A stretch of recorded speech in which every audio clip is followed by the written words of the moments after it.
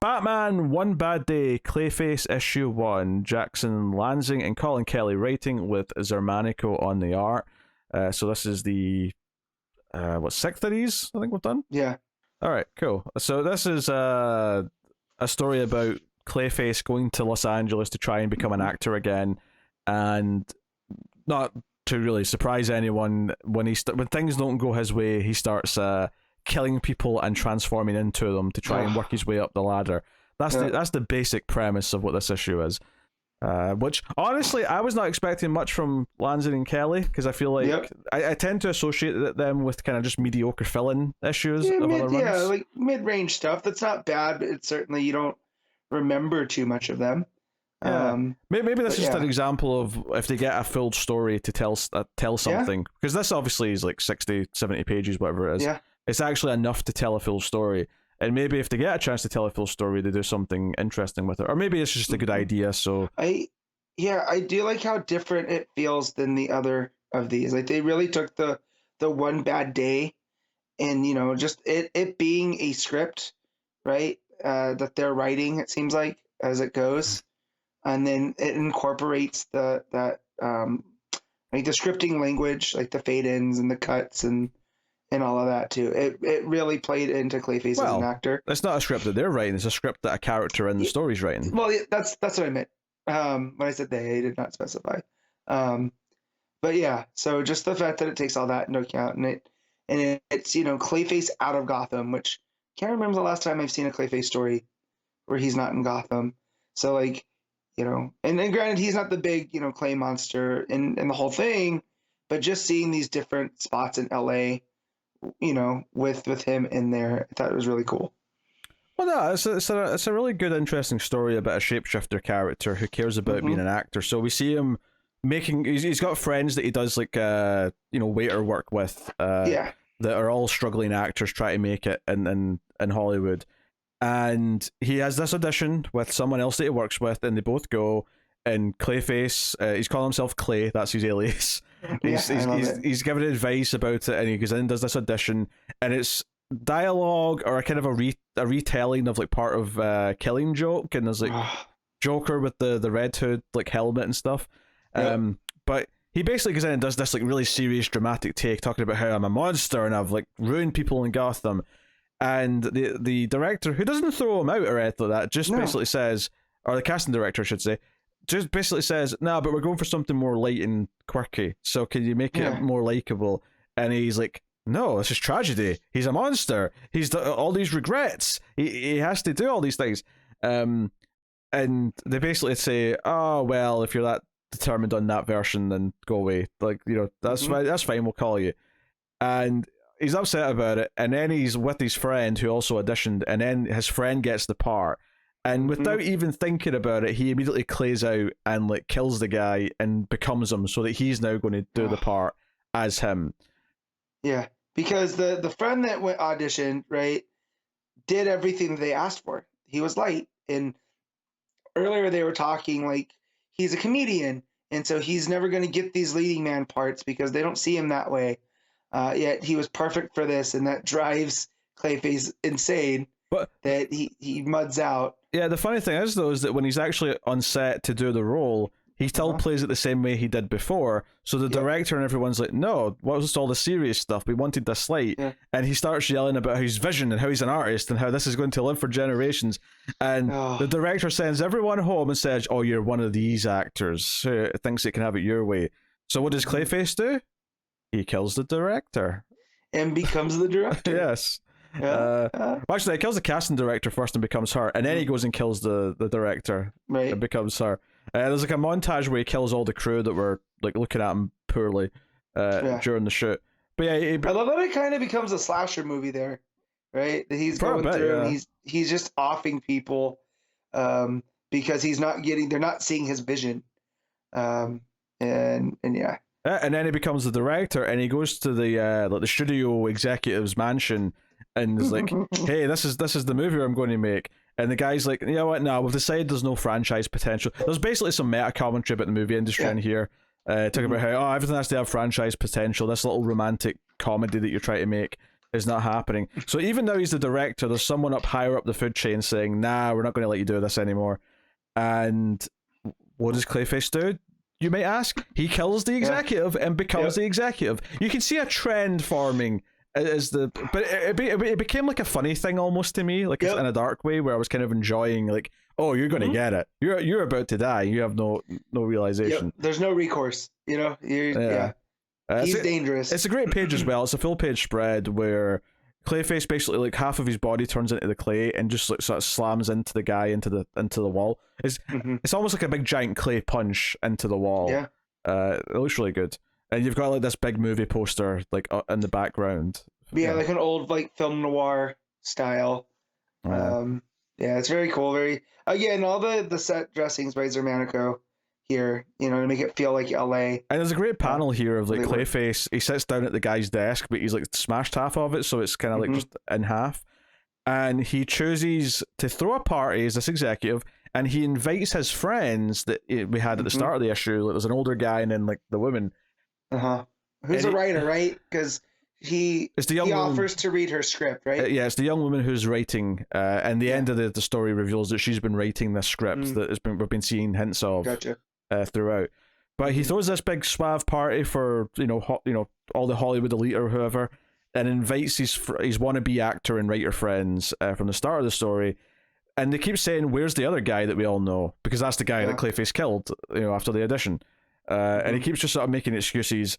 And eventually, after running into Bruce Wayne, who's they point out is here, Bruce is in town for something. And of course, as a reader, we're all like, he's on Clayface's trail for sure. Yeah, he's here looking for you, buddy.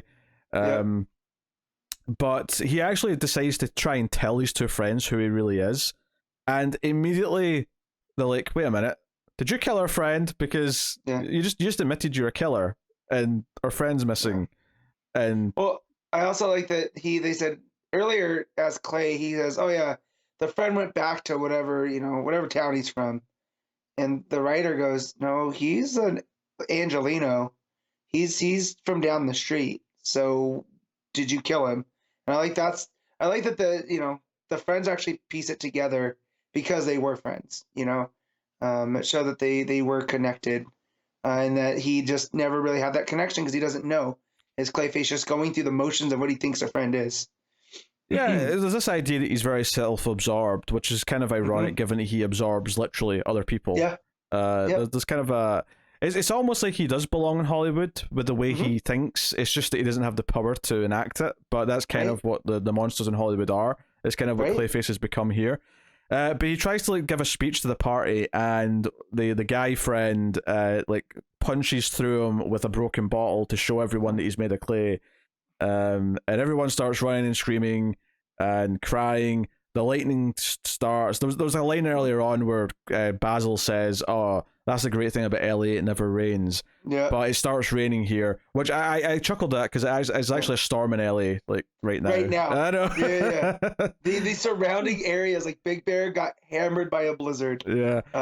So he turns out a Clayface proper, the big clay monster you all know and love. And the rain's coming down. This is, to me, this last section is like where the art really comes together and shines. Turns it up. I also love that he yells at Batman that you brought the weather with you. Yeah, you brought the rain from Gotham with you. Yeah, I love that. Yeah. So Batman comes down. There's a gorgeous full page of Clayface jumping off the roof of the building, and he's storming around. He ends up in a park or whatever it is, and the rain's coming down, and he starts monologuing and. Shout out to the letterer and the word balloonist here, because when Clayface is talking as if he's Clayface and not pretending to be a regular person, you get this more kind of bubbly kind of speech bubble. The text is a little more wobbly. You kind of get the feeling that it's monstrous. And then you get that gorgeous 2-page layout where Batman and Clayface are sort of facing off. And because Clayface is whining, why did you come for me? Why couldn't you leave me be? Why couldn't you let me just do what I wanted to? And Batman just says 9 people in one day. Yeah. So it really heavy emphasizes this one bad day. One bad day, yeah. So, Clayface and Batman fight. Turns out Batman's got a clay... Sonic disruptor. Well, yeah, but it's also a suction thing, because it basically sucks him into a little bat box. Almost, that part of it. Almost like a like the trap in Ghostbusters. Yeah. It brings in the ghost. So yeah, like obviously Batman wins. We get some nice art of the city, sort of silent and still after the storm's over. And you know, the young writers finishing their script, and Clayface is back in Arkham, and he's like split into multiple people around the room, all the people that he's killed, and he's basically like, his Clayface is in the middle, like his face made of clay is in the middle, and he's saying, "I'm open to feedback. Is there any notes?" And he's sort of like, he's got like a kind of like a spider formation where Clay's going out and making all the people that he's killed, and he's like, basically he's showing that he's kind of crazy and he's talking to himself, basically. That's why he's in Arkham. Yes. Yeah, the way that page starts with him just you know, a close up of his face, and then as it pulls back and it's just the head, and then it pulls back and he's in a room with these spider like, you know, tendrils coming off of him, to the last panel, which is the 9 people he killed standing over him, and him offering, you know, but again, he's open to criticism. That irony, I'm open to feedback, when what got him into this mess in the first place is the second someone said, "No, we don't want it that way, can you try it this way?" You know? Yeah.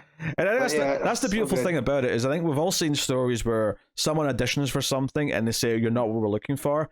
This casting director said, "Hey, can you try it this way instead?" They gave him the option to like do it the way they wanted, and he's like, "No, I'm an artist. This is dramatic. This is not funny. This is not light and fun." That's the part that really drove it home to me, was that, you know, he is that good of an actor, but he has to have it his way, and he's so pretentious and, like you said, self-absorbed, that, you know, they're gonna have to do it his way. He's gonna make it happen. So yeah, that's really where the story took a turn to me, because I was enjoying it up till there. And then when they dismiss him and he kills his friend and takes his friend's part, I was like, oh, now this is a Clayface story. This is, you know, this is real good. So, no, I get into this quite a bit. It was a fun time, and I was expecting this to be the worst just because of who was writing it. So it's nice that it's a pleasant surprise. Yeah, for sure.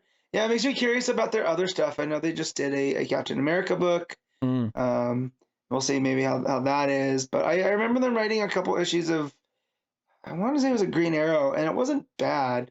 I don't remember what the contents of it were. It was throwaway. I remember just thinking it was a bit of throwaway 2-parter that I didn't need. So, but no, and I feel like they have some experience in the Hollywood system with some of the digs they were taking, you know, about the you know, the franchise potential, and kind of self-absorbed actors that can't take criticism and all this other stuff. I was like, there was that little seed of it in there that really drove home the one bad day. I was like, this is one really bad day for Basil. There's also that dramatic irony that someone who can literally be anyone is determined to just be one thing. Yeah. You know, there's like an irony there where he can literally transform and be everyone, but no matter whose face he was wearing, he was still just acting like him. Yeah, he was still himself, which is the different face. Yeah. Yeah. No, it was really good. And again, Germanico, one of my favorite artists. So all the Clayface stuff in here, just really. Yeah, the art was solid throughout, but like once we got to that nighttime in the rain scene with the lightning in the background, Batman's coming after him, that stuff was just gorgeous. It was all building up to that moment, and it felt very theatrical, which is fitting for, you know, a story set in like, you know, movie land. Yeah, effectively. Man, I would love for them to do this as an animated short. You know, like a little 30-minute Clayface short. I think this would be a lot of fun. You know, but yeah, no, I'm glad. I was kind of running out of steam with these. I mean, the Catwoman one was fine. And you know, it was the heist story and whatever. This might be one of the best Clayface stories I've ever read. You know, I'm really high on Tynan's detective run that used Clayface and what he did with the character there. But outside of that, I can't think of too many off the top of my head. You know, it's a character I really do like. We had another one shot with them after that, and I can't remember where it was now, but there was something that I remember thinking praised quite a bit. But I think this was solid. I mean, honestly, I wasn't losing steam with these because, like, I mean, the Bane one was a bit weaker, but by and large, this One Bad Day has had a pretty good track record. It's had a pretty good like average quality. Like the first one with Riddler was the best one, and it's not been topped, but there's been a lot of good stuff throughout most of these. Two-Face was maybe a little bit more middling as well, but I like the Mr. Freeze one. The Catwoman one was solid. Yeah,